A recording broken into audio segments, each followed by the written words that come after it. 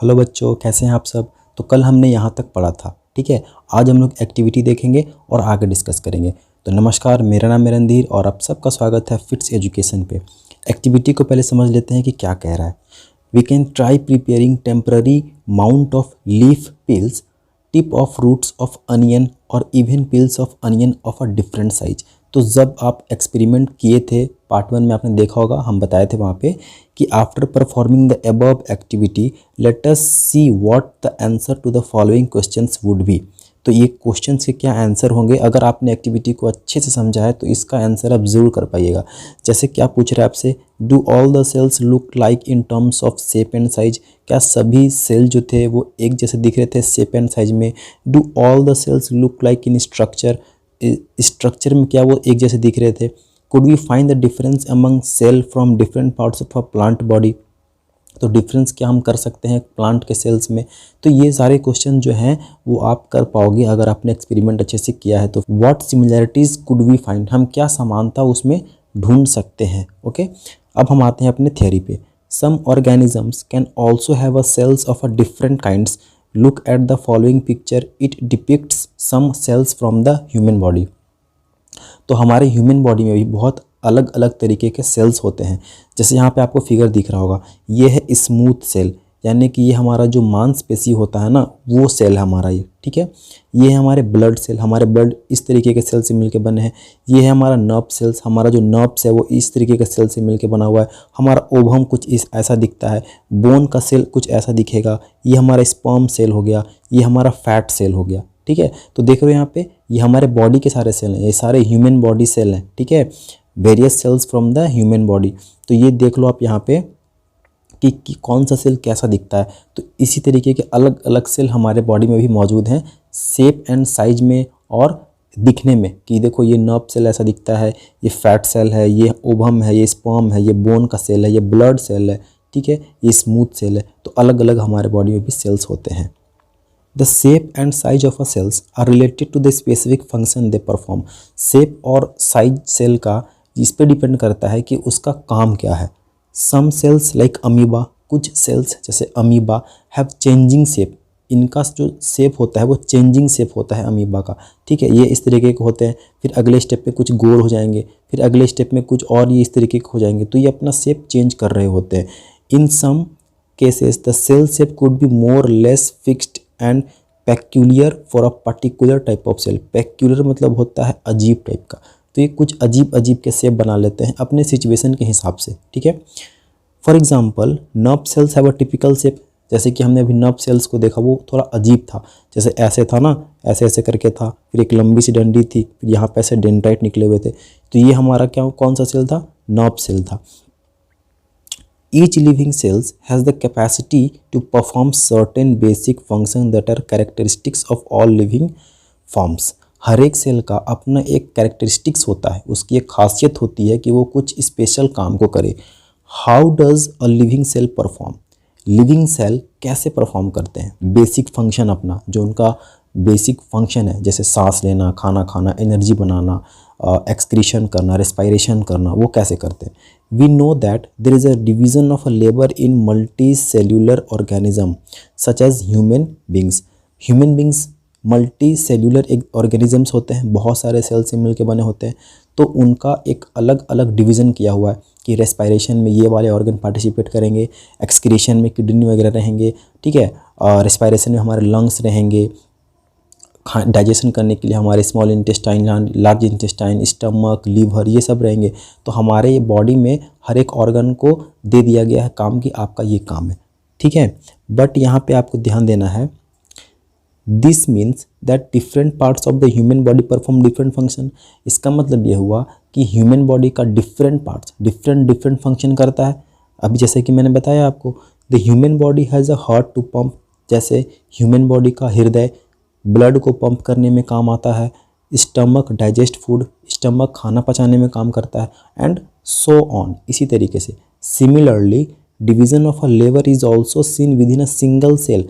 तो एक single cell अगर है तो इसके अंदर भी डिवीज़न किया गया है कि ये जो स्पेसिफिक ऑर्गेनली है इसका ये काम होगा। ऑर्गेनली हम जब भी कहेंगे तो आपको समझ लेना है कि सेल के ऑर्गन, ठीक है, फिलहाल के लिए आप ऐसे समझो कि सेल के ऑर्गन को हम ऑर्गेनली कहते हैं और हर एक ऑर्गेनली का अपना एक अलग काम होता है।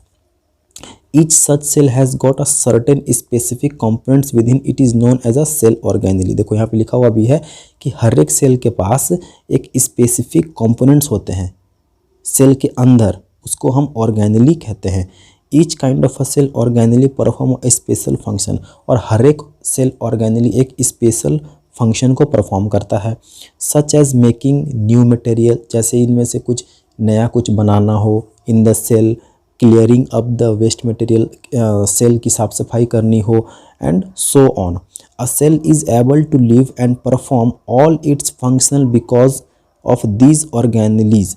एक सेल अपने तभी काम कर पाता है जब इनके सारे ऑर्गेनली अच्छे से काम कर रहे होते हैं। तो जैसे ह्यूमन, मान लो कि आपकी किडनी काम नहीं कर रही है तो आपका जो बॉडी है वो काम नहीं करेगा, आपका हार्ट काम नहीं कर रहा है तो आपकी मृत्यु हो सकती है। तो हर एक हमारा जो बॉडी का ऑर्गन है वो काम अच्छे से करना चाहिए। सेम सेल के साथ भी है कि सेल के जितने भी ऑर्गेनली हैं वो अच्छे से काम करने चाहिए, तभी एक सेल अच्छे से परफॉर्म कर पाएगा। This organelle together constitute the basic unit called the cell. तो यही जो छोटे छोटे कंपोनेंट्स हैं ये सभी मिल के एक सेल का निर्माण करते हैं, ठीक है। It is interesting that all cells are found to have the same organelle.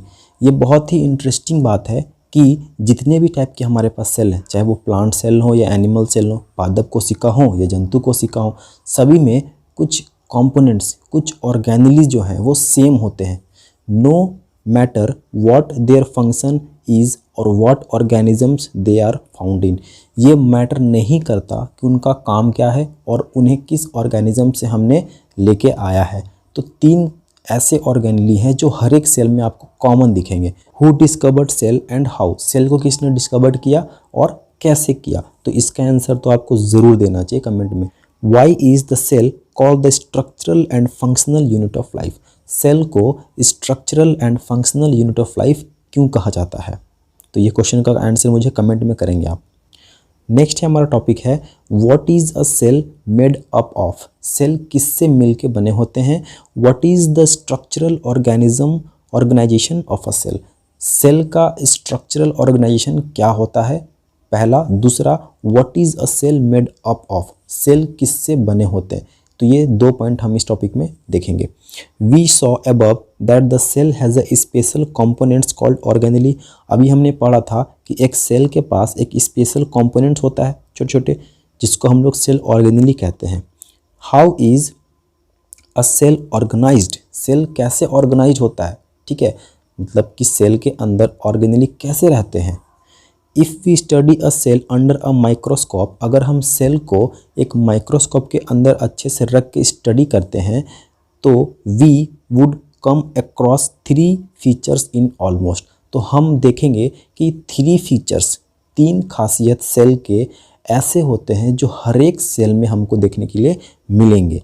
अब वो 3 खासियत क्या हैं जो हमें हर एक सेल में देखने के लिए मिलेंगे, या हमें ऐसे कह सकते हैं कि वो 3 ऑर्गेनली कौन कौन से हैं जो हमें हर एक सेल में देखने के लिए मिलेंगे, चाहे वो प्लांट का सेल हो, एनिमल का सेल हो, किसी का भी सेल हो, ठीक है। तो एवरी सेल, हर एक सेल में plasma membrane, nucleus and cytoplasm, ये 3 चीज़ हमको देखने के लिए हर एक सेल में मिलेंगे। यानी किसी भी सेल को आप माइक्रोस्कोप के अंदर आप रख के देखिएगा तो वहाँ आपको प्लाज्मा मेम्ब्रेन देखने के लिए मिलेगा, न्यूक्लियस भी मिलेगा और साइटोप्लाज्म मिलेगा। अब ये तीनों होते क्या हैं अभी हम आगे देखेंगे। All activities inside the cell and interaction of the cell with its environment are possible due to these feature. Let us see how. तो जो भी इनके अंदर काम होते हैं ये इन तीनों की मदद से होते हैं। हालांकि और भी ऑर्गेनली के काम होते हैं बट ये बहुत ही इंपॉर्टेंट फंक्शन करते हैं हमारे सेल में। तो सबसे पहले हम देख लेते हैं प्लाज्मा मेम्ब्रेन के बारे में। 5.2.1 देखिएगा, प्लाज्मा मेम्ब्रेन, जिसका एक और नाम है सेल मेम्ब्रेन। ये क्या है इसको देखो। This is the outermost covering of the cell that separates the contents of the cell from its external environment. ये सबसे outermost layer होता है। जैसे ये सेल है, ठीक है। ये मैं यहाँ बना रहा हूँ, जैसे ये सेल है तो सेल के बाहर एक और लेयर होगा, ऐसे करके ये सेल के बाहर एक लेयर होगा, इसी को हम कहते हैं यहाँ पे सेल मेम्ब्रेन। ये सबसे जो बाहर वाला जो लेयर है ना, ये बाहर वाला जो लेयर आपको दिख रहा है सबसे बाहर वाला, इसको बोलते हैं। तो ये क्या करता है कि मान लो कि एक और सेल यहाँ पे है, एक और सेल है, तो इस सेल के कंपोनेंट्स को ये सेपरेट करता है। ये सेल हो गया और बाहर वाला सेल मेम्ब्रेन। तो इन दोनों के जो बीच में जो मटेरियल है, इन दोनों को मिक्स ना हो जाए, इसलिए यहाँ पे ये क्या करता है, सेपरेट करता है, ठीक है। ये यहाँ से इसको सेपरेट करता है। द प्लाज्मा मेम्ब्रेन अलाउ और permits the entry and exit of some material in it and out of the cell. ये जो सेल मेम्ब्रेन है, ये क्या करते हैं कि बाहर से अगर अंदर मटेरियल आना चाहता है तो वो इसको अलाउ करते हैं, या अंदर से अगर कोई मटेरियल बाहर जाना चाहता है तो उसको अलाउ करते हैं। It is also prevents movements of some other material. ये कुछ मटेरियल के मूवमेंट्स को भी रोकता है, ठीक है, प्रिवेंट करता है। The cell membrane therefore is called selectively permeable membrane. इसीलिए इसको हम कहते हैं सेलेक्टिवली परमिएबल मेम्ब्रेन। क्यों? क्योंकि ये कुछ मटेरियल को प्रिवेंट्स करता है, कुछ मटेरियल्स को बाहर जाने भी देता है, कुछ मटेरियल्स को बाहर से अंदर भी आने देता है। इसी वजह से इसको हम लोग कहते हैं सेलेक्टिवली परमिएबल मेम्ब्रेन।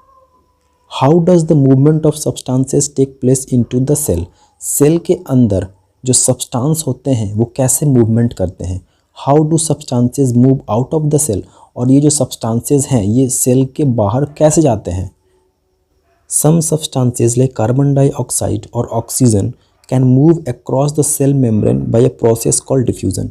तो कुछ सब्सटेंसेस जैसे कार्बन डाइऑक्साइड हो गया, ऑक्सीजन हो गया, इनको अगर सेल के अंदर या बाहर आना हो तो ये डिफ्यूज़न के प्रोसेस से अंदर बाहर करेंगे। अब डिफ्यूज़न क्या है ये आपने केमिस्ट्री वाले चैप्टर में पढ़ा होगा, नहीं भी पढ़ा है तो मैं यहाँ पे थोड़ा सा आपको बता दूंगा आगे, ठीक है। We have studied the process of diffusion. हमने पढ़ा था कि डिफ्यूज़न का प्रोसेस क्या होता है। In earlier chapter we saw that there is a spontaneous movement of a substance from a region of a high concentration to a region where its concentration is low। तो diffusion का simple और सबसे सरल आप ऐसे समझ लो कि high concentration और एक लो कंसंट्रेशन, ठीक है। तो कभी भी जब भी डिफ्यूज़न होगा तो हाई कंसंट्रेशन से लो कंसंट्रेशन की ओर सब्सटेंस जाएंगे, ठीक है। ये हमेशा आपको याद रखना है कि हाई कंसंट्रेशन से लो कंसंट्रेशन की ओर सब्सटेंस, जो भी सब्सटेंस होगा, चाहे वो CO2 हो, O2 हो, कोई भी हो, तो हाई से वो लो की ओर जाएंगे। Something similar to this happens in cell. तो कुछ सेल में भी कुछ इसी तरीके के काम होते हैं। For example some substances like CO2। जैसे एग्जाम्पल पे अगर हम लेते हैं CO2 को, which is a cellular waste and required to excreted out by the cell. जो कि सेल का एक वेस्ट मटेरियल होता है CO2, जो चाहता है सेल से बाहर जाना, क्योंकि ये वेस्ट मटेरियल है, ठीक है। Accumulates in high concentration inside the cell. तो ये क्या होते हैं कि सेल के अंदर एक जगह इकट्ठा हो जाते हैं, अब वहाँ पे क्या बन जाता है, हाई कंसंट्रेशन बन जाता है। The concentration of CO2 is low. तो बाहर में जो बन रहा है आपका CO2, वहाँ पे लो कंसंट्रेशन बन रहा है, ठीक है। वहाँ पे जो बन रहा है वो आपका the concentration of CO2 is low, तो बाहर में लो बन रहा है as compare to that inside the cell. अगर सेल के अंदर की हम बात करें तो सेल के अंदर बन रहा है हाई कंसंट्रेशन और सेल के बाहर बन रहा है, जैसे ये अगर सेल है तो ये सेल के अंदर आपका हाई कंसंट्रेशन हो गया और सेल के बाहर आपका हो गया लो कंसंट्रेशन। तो हाई से कहाँ और किसकी ओर जाएगा, लो की ओर जाएगा। तो as soon as there is a difference of a concentration of CO2 inside and outside a cell, तो यहाँ पे हमको देखने के लिए मिल रहा है कि सेल के अंदर और बाहर एक डिफरेंस क्रिएट कर रहा है हाई और लो के बीच में। तो CO2 moves out of the cell. तो CO2 क्या करेगा, हाई कंसंट्रेशन से लो कंसंट्रेशन की ओर मूव कर जाएगा, यानी कि हमारा जो वेस्ट मटेरियल सेल में था वो अब बाहर चला जाएगा। From a region of a high concentration to a region of a low concentration outside the cell. तो हाई कंसंट्रेशन से वो लो कंसंट्रेशन की ओर चला जाएगा, यानी कि आउट ऑफ द सेल हो जाएगा by the process of diffusion. तो इस प्रोसेस को हम लोग कहते हैं diffusion. Similarly O2 enters the cell by the process of diffusion. तो जिस तरीके से CO2 जो है वो बाहर जाता है, उसी तरीके से O2 को अंदर आना होता है, क्योंकि सेल को जिंदा रहने के लिए ऑक्सीजन चाहिए। तो O2 भी डिफ्यूज़न का प्रोसेस इस्तेमाल करेगा। वो भी क्या करेगा कि जब सेल के अंदर लो कंसंट्रेशन हो जाएगा और बाहर में हाई कंसंट्रेशन हो जाएगा तो O2 क्या करेगा कि O2 आ जाएगा सेल के अंदर, ठीक है।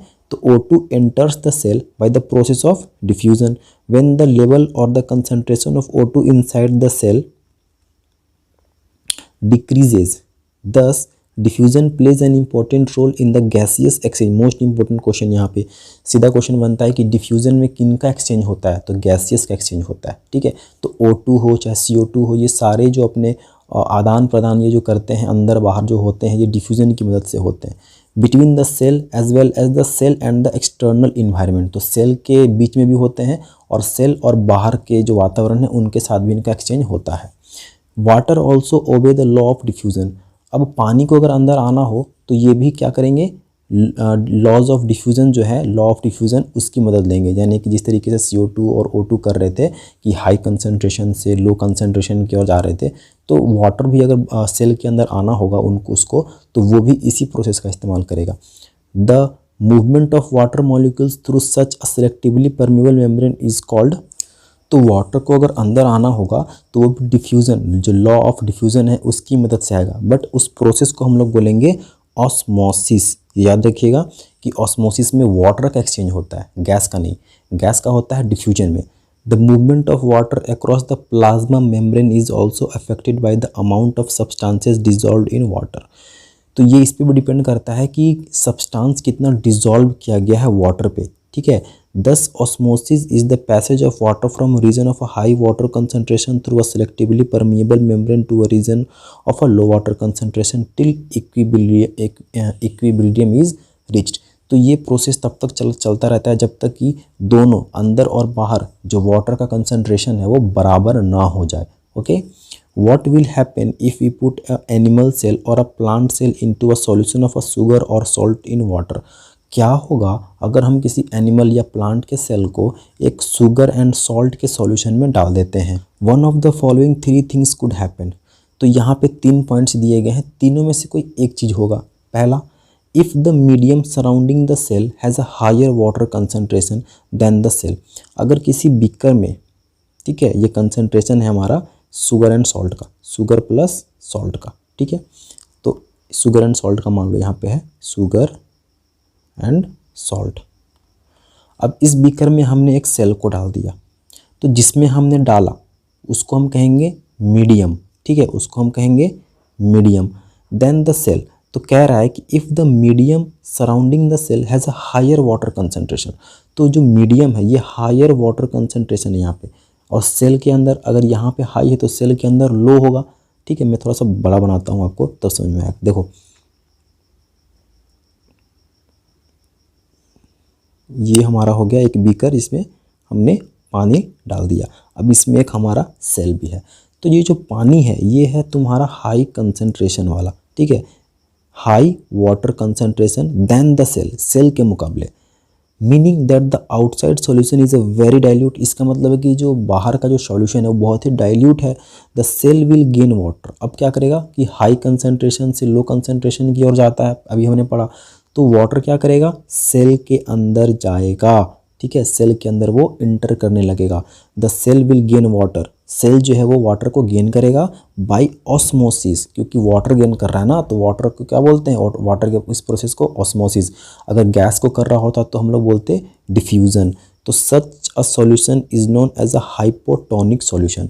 तो इस तरीके के सॉल्यूशन को हम लोग क्या बोलते हैं, हाइपोटोनिक सॉल्यूशन। तो कोई यहाँ पे लिखा भी हुआ है कि water molecules are free to pass across the cell membrane in both the direction.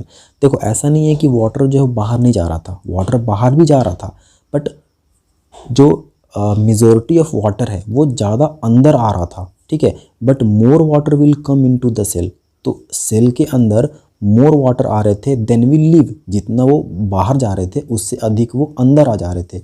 The net overall result, पूरा जो अगर हम रिजल्ट की बात करें, that water enters the cell is likely to swell up.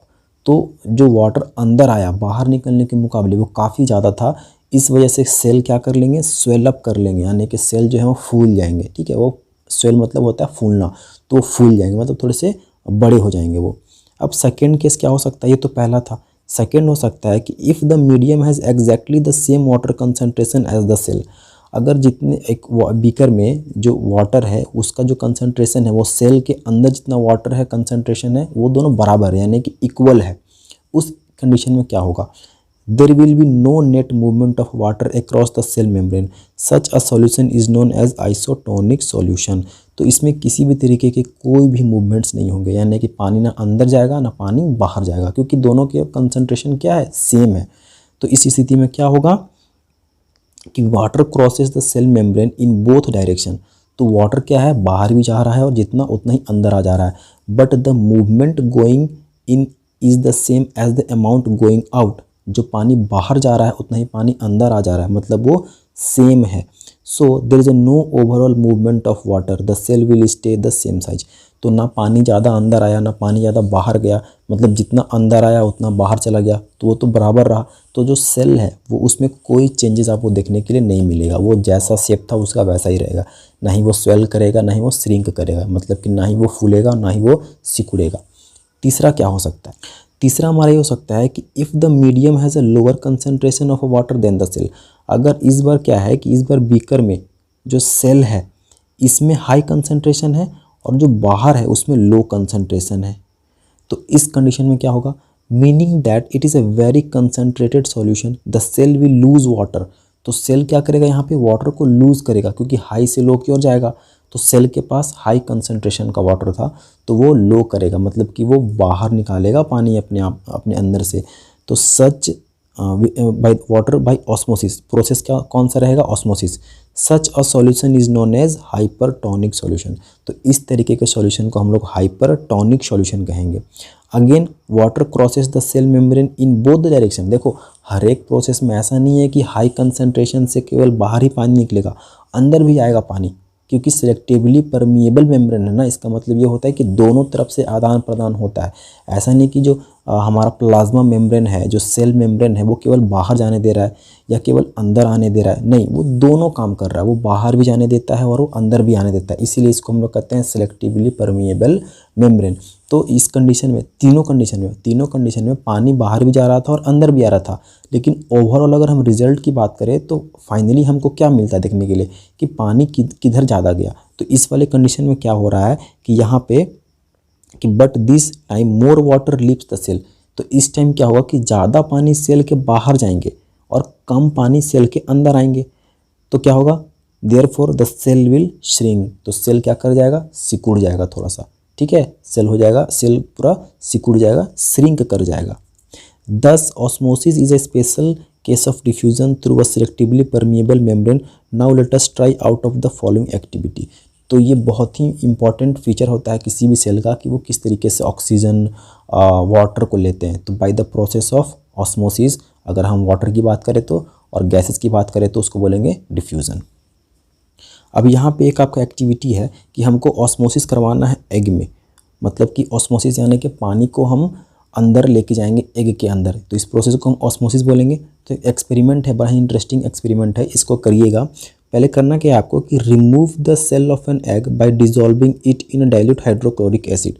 एक एग को लेना है आपको और उसे हाइड्रोक्लोरिक एसिड में हमको डाइल्यूट करना है और उसका जो ऊपर का सेल है उसको हमको निकाल लेना है। The cell will is mostly calcium carbonate, cell जो है वो कैल्शियम कार्बोनेट का बना होता है।